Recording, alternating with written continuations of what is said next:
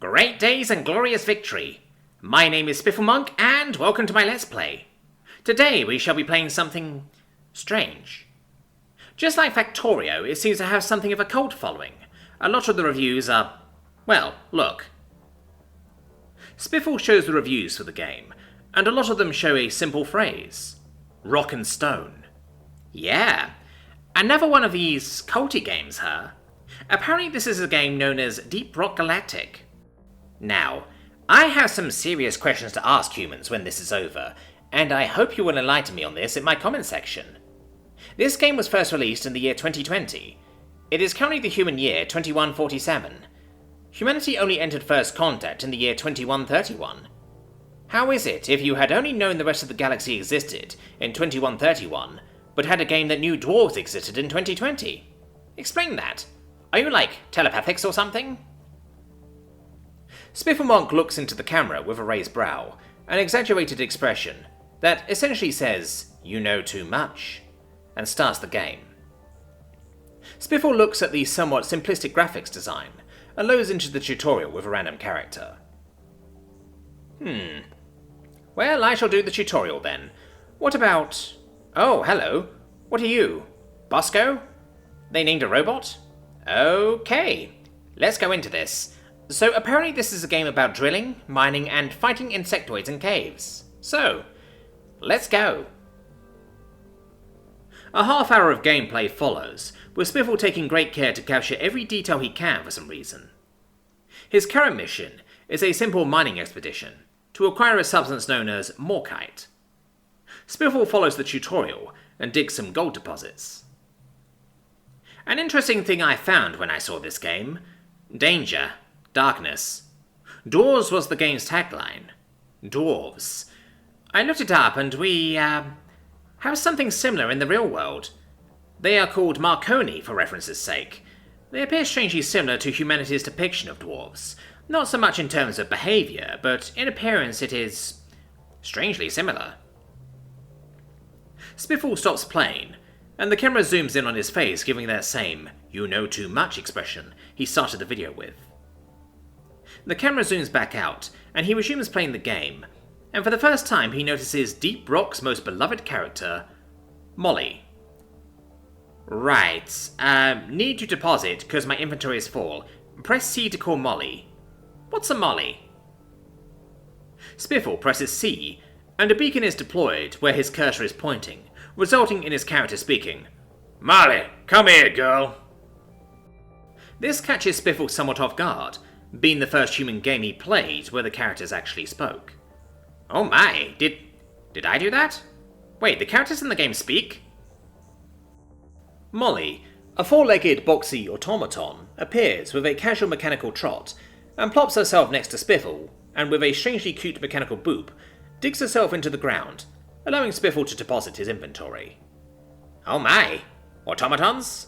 So, this is Molly, that's Bosco? Why do they have names though? Is that a human thing? I have research to do after this, I suppose. This is one of the reasons I don't do too many human videos on my channel. Editing alone usually costs me about 4 hours usually. Because I have to try and figure out what humans do all the time because you people are so confusing. It takes an extra 4 hours added to that so I can research what the hell is going on.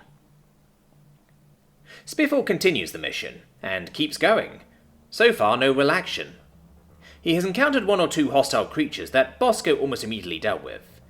He is busy mining a morkite deposit when he gets his first swarm. The mission controller suddenly speaks. "Attention team, swarm. Lock and load, boys. You got a swarm." Swarm? Oh my. Well, here we go. Reload guns, check grenades. There. Right.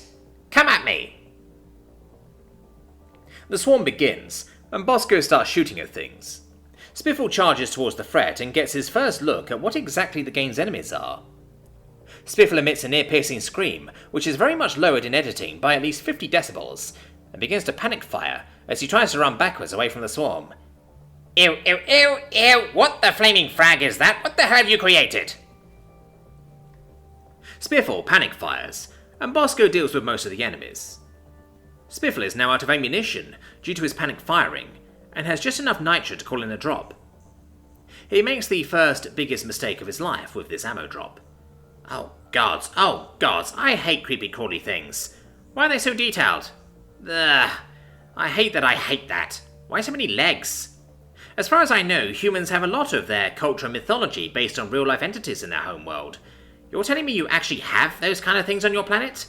I need to... damn it! Spiffle was too busy rambling to notice he was standing under the beacon for his ammo drop, and faces his first death in the game due to standing underneath it as it crashes to the ground. He looks in disbelief at his own stupidity, and while Bosco revives him, he cradles his head in his hands in disbelief. Did I seriously do that just now? Oh gods, I should edit that out. No, Spiffle, you have your integrity. Don't do that. Keep it all in. It is pertinent information. Spiffle shakes his head in disappointment and continues the game. After a little while longer, he manages to score enough Morkite to complete the mission. He hits the big red button that appears on Molly's rear, and a timer suddenly appears on his HUD, followed by the operator suddenly talking. Alright team, Morkite deposited. Return button pressed. Get to the drop pod, it leaves with or without you. Time limit? I have a time limit now? Oh no. Spiffle panics, and runs in a random direction to where he thinks he should go. He gets lost in the caverns, and suddenly his pod icon appears on his HUD. There! I have to go there. Oh dear, only 4 minutes? I'll never get there in time. Spiffle panics, runs and climbs, and jumps as best he can to get to the pod, ignoring the path of flashing green beacons left behind by Molly. He manages to get to the pod with barely seconds to spare, and is congratulated at a mission complete screen. Oh, thank the gods, I finished it. Oh my, wow, this is Deep Rock Galactic. So, that was strangely fun. Aside from the 8-legged creatures that the game seems to have, that will be more fun. Spiffle nervously chuckles, looking at the camera in a death stare, as the outro plays. Top comment. Rock and stone, brother. Rock and stone. Great days and glorious victory. My name is Spiffle Monk, and welcome to my Let's Play. Today we are back with Deep Rock Galactic. Once again, the cultists infiltrated my comment section. The only comments I could understand were written in Eridani. I'm still wondering if this is exclusively a human thing. Spiffle starts the game and gets to the main menu, where he appears in the habitation deck on board a space station. He starts in his quarters and looks around. Oh, a billboard of some kind with random tips. A bed and a rifle of some key-wow. There's random stuff everywhere for decoration to make this place lived in. That's some serious detail. I love it when developers put little things like this in. So, this is character selection? Okay, let's see. What do I have? Spiffle looks through the character selection terminal. Driller, Engineer, Scout and Gunner are his choices. Ooh, my, I like these character models. So we have a Scout with a rifle that lights up the caverns. Oh, that's useful, that's very useful. We have a Gunner that carries a minigun. What's a minigun? Oh my, that's a lot of bullets. An Engineer with a shotgun? Ooh, I wonder if the shotgun will be like the one in Project Zomboid. And finally a guy with a flamethrower. Mine. Flamethrower mine. Spiffle selects the Driller immediately on seeing the flamethrower, and heads into the atrium. He spends a solid half hour exploring the area, taking a look at details and strange things he finds interesting. Mission terminals, custom options, and even a pickaxe customization menu. Really? Okay, I know the dwarves are dig-happy scoundrels, but a customized pickaxe takes it just a bit too far. Why does the equipment terminal look sick? There are strange purple pulsating pustules and tentacles, snaking their way across various pieces of equipment at the equipment terminal. The sight of the pustules makes Spiffle visibly shudder in disgust. Okay then, drone modification, so this is for Bosco? I can customize Bosco, yes! Spiffle hasn't unlocked any customization options, save a few colour schemes and a stock skin. Spiffle chooses his favourite colour, purple, and continues. Not much there, I think. Do I have to unlock things? Seems like it. Okay, well, at least he's my favourite colour now. Assignment board and mission selection screen. From what I can tell, the assignment board is where I unlock extra equipment, and the missing thing is where I actually go to do things. Okay, Forge and Deep Dive. I can't use those for a long time to come, I think. Oh my gods! Spiffle comes to the viewing port, shivering in disgust as parts of it are covered in writhing masses of tentacles. He ignores it as best he can to admire the view of the game's main planet, Hoxis, with a part of its crust shattered and separated, floating in space. The backdrop of the star poking through the debris, despite the low-poly nature of the game's graphics engine, brings a tear to Spiffle's eye. So much detail. That is magnificent. Absolutely terrifying, but still magnificent. What's that thing over there? Spiffle moves to an elevator that's constantly moving up and down, leading into the bowels of the station's ventilation. He makes the mistake of finding the gravity recalibration button, and presses it. What the? Spiffle's character floats up into the air and hits his head, then gently floats down. Gravity fluctuates as Spiffle tries in vain to control what's going on, and ends up on top of the drill. Even though it can't damage him, he squeals in terror as he sees the open maw of the drill's rocket engine and quickly jumps off. Okay, lesson learned. Don't press the gravity button. What do I... Is that a bar? Spiffle moves into the bar area and begins to laugh uncontrollably as he looks around. He sits there chuckling to himself as he moves around looking at everything. Okay, this is definitely fiction. Dwarves don't drink beer. Oh gosh, I gave humans too much credit. This is definitely mythology. Dwarves, or as we know them, Marconi, don't drink alcohol. It's quite lethal to them. Let's see what happens. Spiffle orders around, and chuckles happily when he orders a drink, and notices Lloyd, the bot at the counter, spins around and pours a round of oily oaf. Spiffle can't help himself as he grabs the beer, and his character downs it in one go as he is chuckling to himself. He moves over to the jukebox and pays for a song. He can no longer control himself, and collapses off his chair from laughter as his character, still holding an empty beer mug, starts to tap dance. Spiffle continues to laugh uncontrollably for a few minutes more, before the channel outro plays. Top comment. That was hilarious. A bit long for a video about just the base camp, but that was hilarious. Great days and glorious victory. My name is Spiffle Monk, and welcome to my Let's Play. Today we are back to Deep Rock Galactic. I apologise for my previous video, did not show any actual gameplay. But after seeing a dwarf do a drunk dance, I just lost it. Today, we shall actually play the game. I have a mission lined up already. It is a Morkite extraction operation apparently. Let's go. Spiffle Monk enters the drill pod, starting the mission. He does not slap the fuzzy dice hanging nearby and simply waits around. The loading screen hits, and he finds himself in a chair on the way down to the planet. My goodness, this is rather shaky, isn't it? The pod thuds onto the ground, and the gate opens, allowing Spiffle to exit the pod. The mission controller speaks out and tells Spiffle what to do. Spiffle makes his way to the refinery and struggles a bit to figure out what to do. Okay, so I need to figure out what this is for? Am I supposed to deliver some ore chunks or something? Oh, here, these... That looks like a place where I can dump ore. I don't seem to be able to fetch Molly, so... Oh, look, pipes. Oh, I get it. I'm supposed to click and drag this to here and... Spiffle eventually starts connecting pipes to Morkite veins, slowly figuring out how to connect everything together. Calling the pump jacks and slowly digging around, he commits a cardinal sin and haphazardly connects the pipes by crisscrossing them over each other, making it impossible to grind on them, as well as making them unnecessarily long. There. My. That looks bad, doesn't it? Oh well, I shall take whatever is thrown at me in my stride, I suppose. Now, I have to... Ah!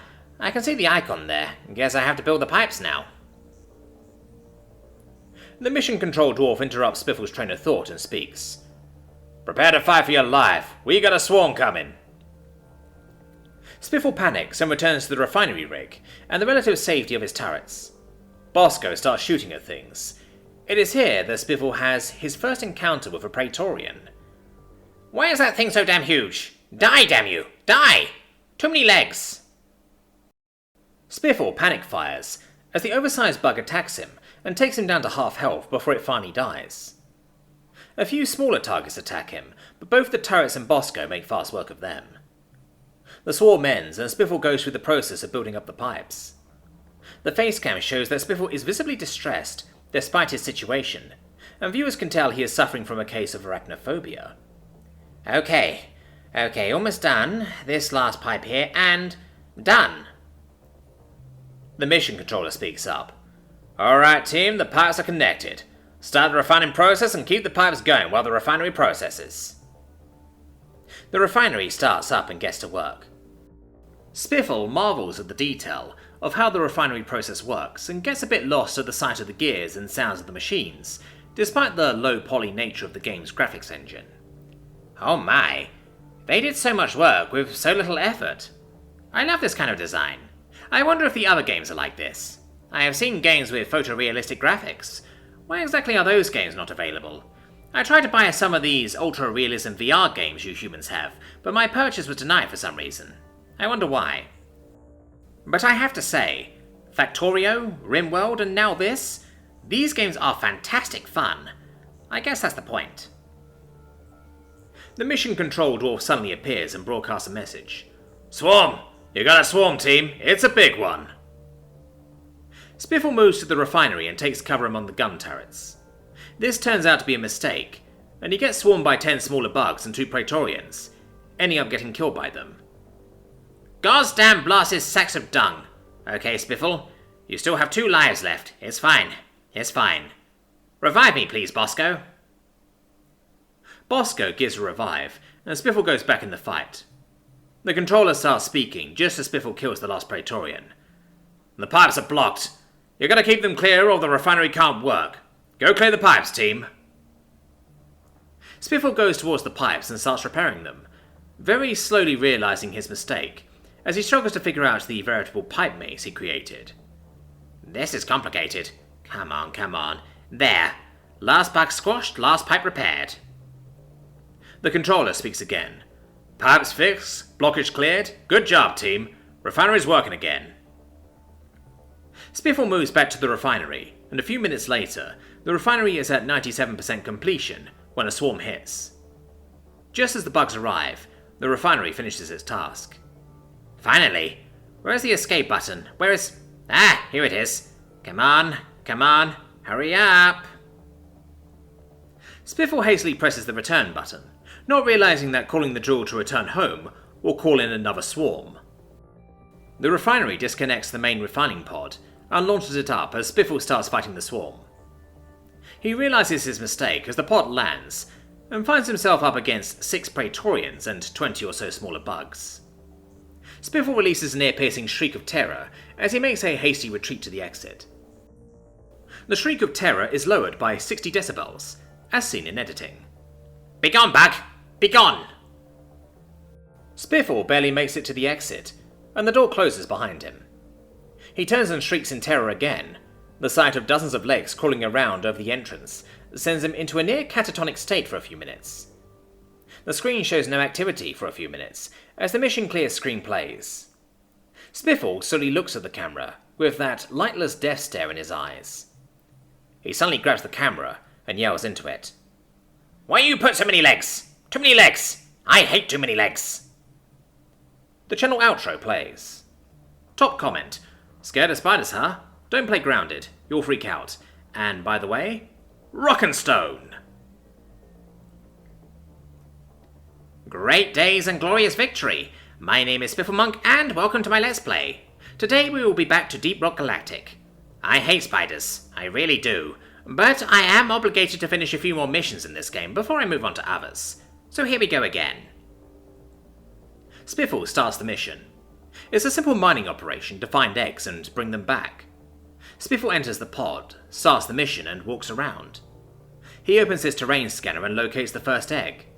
Just then, Bosco suddenly disappears and exits the map. Bosco? Bosco, where are you going? No, Bosco, come back! The mission controller suddenly speaks out. Cavalry is here, dwarf inbound. After a few seconds, a new pod blasts through the roof and lands in front of Spiffle. He is completely shocked at the sight, as the new player jumps up and down in front of him. Dragoncat64 is his name, and he can see that it's an actual sentient being, likely a human. Hey, dude! Let's go! Speedrun Eggies, let's go! Sure. Spiffle is completely taken aback by the sudden arrival of an actual human actually playing a game with him. The voice is distorted by a dollar store mic, but he can still fully understand it. The newcomer instantly goes to work and finds the first egg. Spiff isn't really able to take in the scenario before the first egg is released from his nest, and the first swarm descends on them. Oh, gosh, this guy works fast. I don't even know where to... Die, Clifford scum! Spiffle squeals his last comment, accidentally hitting the VoIP button, as he releases a battle cry, followed by a barrage of shotgun shells. The swarm is dealt with very quickly, thanks to the new person.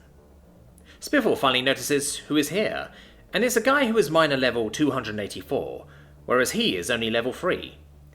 Oh my. I suddenly understand why that swarm was so easy, Spiffle said. Don't worry, bro. You'll be fine with me around. Been playing this game for years. Come on, we got 6 more eggs, then we can try a Dreadnought mission, Dragoncat replied through his cheap mic, and charged forward to the next location. Spiffle gains a newfound form of confidence, following directions and learning some key aspects of gameplay during this short mission, that Spiffle smacks himself for not realizing sooner. As the mission continues, Spiffle gains a modicum of confidence and doesn't scream hysterically at the sight of a Praetorian suddenly appearing behind him, as the last egg is deposited. The beast is quickly dealt with by Spiffle, as the mission's extraction objective is started. This was awesome! Spiffle is quickly enamoured by his new ally, and makes it to the end mission screen with ease, and while congratulating his teammate, receives his first friend request from a human. He accepts it, without question, and the channel outro plays. Top comment. Hey, that was you? Damn, I didn't know. Looking forward to the next battle. And you're damn right I'm taking you on a Dreadnought mission next time.